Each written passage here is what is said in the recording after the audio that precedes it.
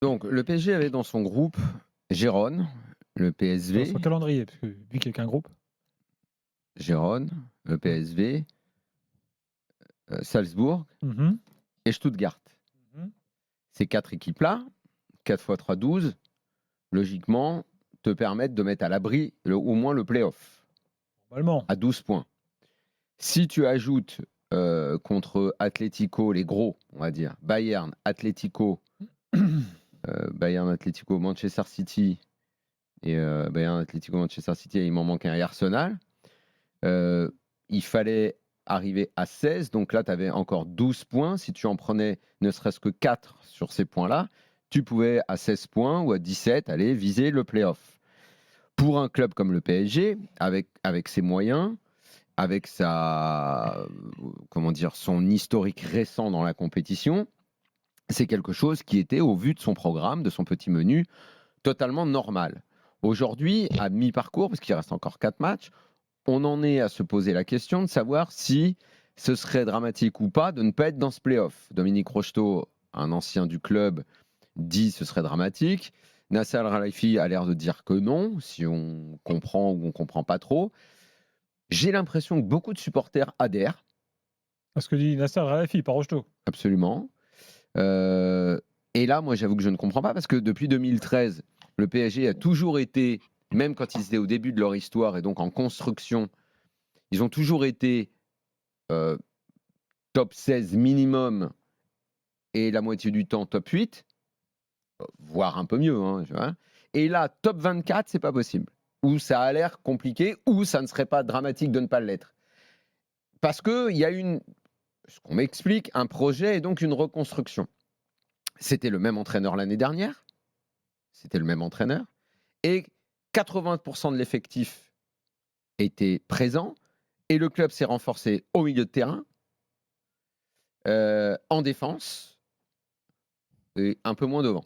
Mais comme il y avait déjà sous la main deux avancantes qui ont coûté 90 plus 90, plus Dembélé et Barcola, qui était la perle annoncée qui devait faire oublier Mbappé, le calcul étant fait que l'effectif dirigé par le même entraîneur en sortant d'une demi-finale de Ligue des Champions, sans être à ce point ambitieux, sans dire tu vas la gagner, machin, le minimum, il me semble, c'est d'être top 24.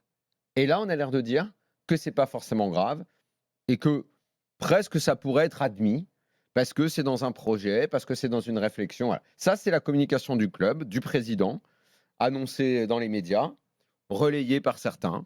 Et là, moi, je ne comprends pas. Moi, je pense que c'est un énorme foutage de gueule qui est en train de provoquer une scission profonde au sein de la famille PSG, des supporters, de ceux qui suivent ce club, parce que certains adhèrent à ce discours. Je ne comprends pas. Voilà. Je pense avoir essayé de démontrer ce que je pensais de ça maintenant. Non, je pense que tu comprends quelque chose. Ouais, ce que je comprends, c'est qu'évidemment, c'est de la part de Nasser, hein, d'abord, avant de commenter ce que disait Dominique Rocheteau, c'est de la com. C'est-à-dire que quand tu es mal embarqué dans une compétition, ce qui est le cas cette année, et que clairement tu as un risque de ne pas être qualifié, tu enveloppes l'affaire en disant ce ne sera pas un drame et on ne change rien, on ne changera pas l'entraîneur, tu essaies de donner une image de stabilité. Donc ça, c'est pour la partie com. Donc on peut décrypter la com, on peut considérer qu'elle n'est pas bonne, mais ça c'est une chose. Après sur les faits, c'est effectivement, si c'est le cas, s'ils ne sont pas top 24, c'est un énorme échec.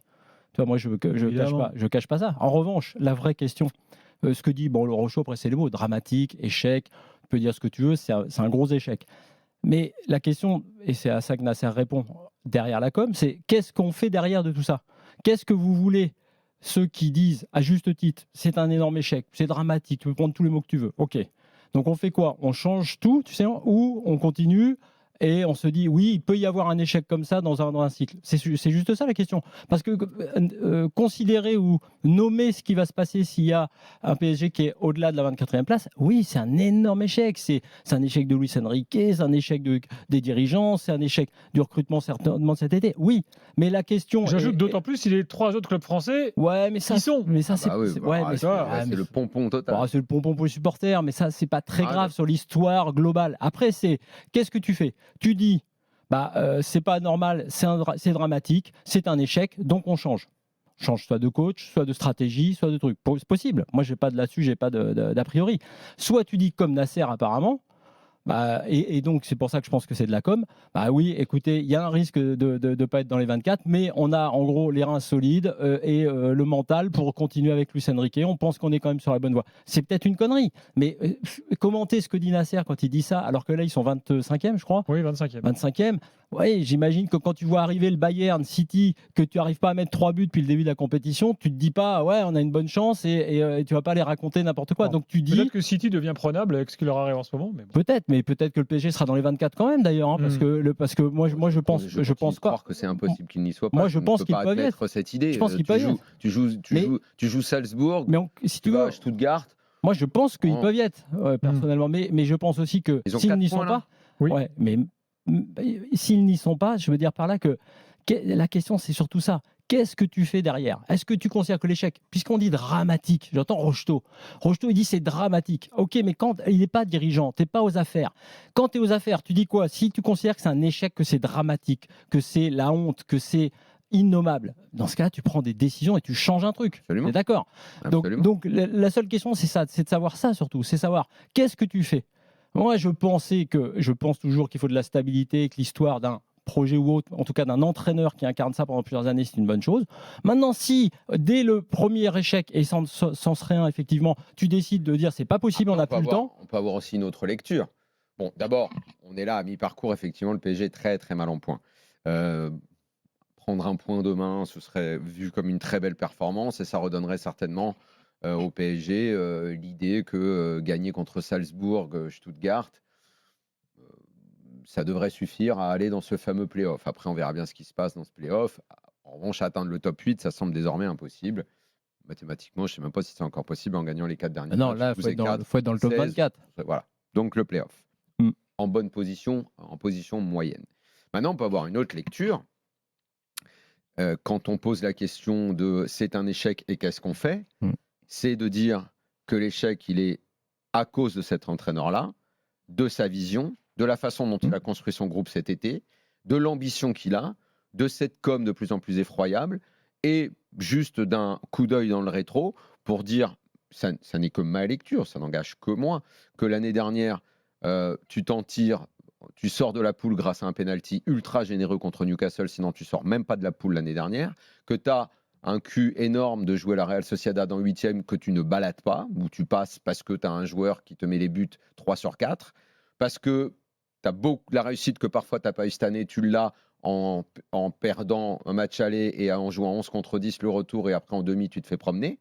Tu as profité déjà de circonstances absolument dingues déjà l'année dernière. Réussite que tu n'as pas eue sur les 5 poteaux en demi-finale. Oui. Bah non, mais bon, il faut être complet. Tu as perdu beaucoup de matchs. Oui, mais avant, tu as de la réussite et malheureusement, donc, en demi, tu peux passer. Tout le monde dit c'est un échec contre Dortmund. Oui, tu as touché 5 fois les montants, c'est assez rare quand même. Alors, je vais juste m'arrêter à ce penalty ultra généreux à la dernière minute contre Newcastle, sinon tu ne sors pas de la poule.